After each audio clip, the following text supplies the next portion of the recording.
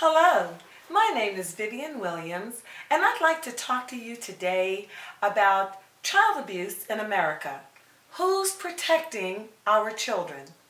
There is a horrible epidemic of child abuse and neglect in America.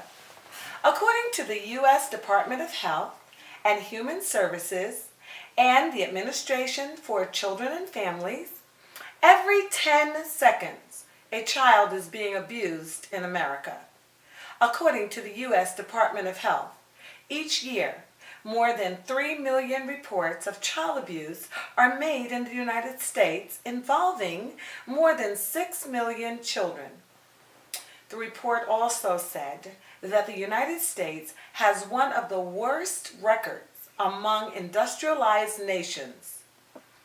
On average, America buries between 4 and 6 children every day due to child abuse and neglect.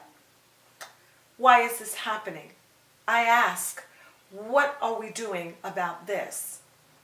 When I researched news sites such as CNN.com and NewYorkTimes.com, it was heart-wrenching to see that 50 to 60% of fatalities involving children is due to mistreatment and neglect. Statistics let us know that 30% of those children that are abused will go on later to abuse their own children. In at least one study, it was said that about 80% of 21-year-olds that were abused as children met the criteria for at least one psychological disorder. The studies also stated that children who experience child abuse and neglect are about 9 times more likely to become involved in criminal activities. Abuse comes in many forms. 10 months ago, I became a first-time grandmother, and my life has not been the same. There is a specific area of neglect that is absolutely heart-wrenching and has now become near and dear to my heart. It is the number of news reports of babies being left in hot cars. Neglect tops the percentages of areas of child abuse. According to CNN.com, in St. Petersburg, Florida, a mother attended a funeral and she left her 4-month-old daughter in her van for about 3.5 hours. She went to church and she told officials that she forgot to bring the baby in with her, leaving the van with the windows rolled up and her 4-month-old inside.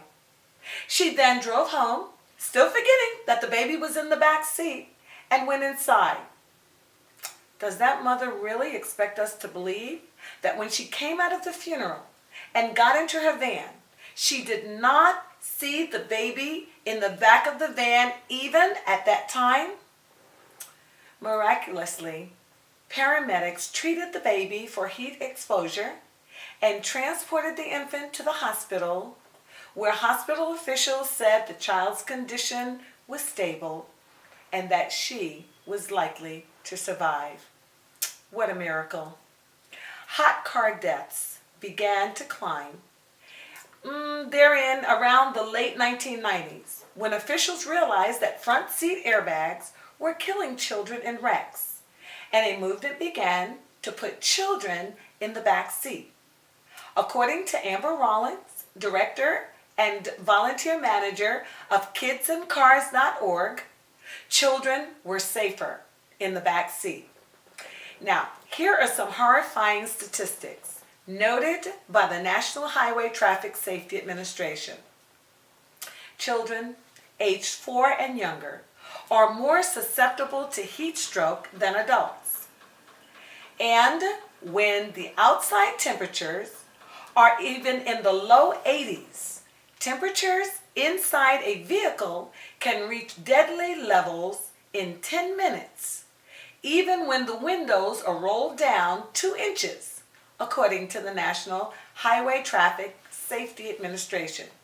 Death happens when a child's internal temperature reaches 107 degrees. Even when it's in the 60s outside, a car's interior can heat to 110 degrees in about 1 hour. KidsInCars.org offer these precautions to parents and other caregivers. As a reminder to yourself, put something in the back seat with your child. Put your purse or your briefcase, your cell phone, even your left shoe in the back, so that no child will be left behind in a hot car, and we can stop this epidemic. Maybe this could be a step towards ending child abuse deaths in America. Thank you.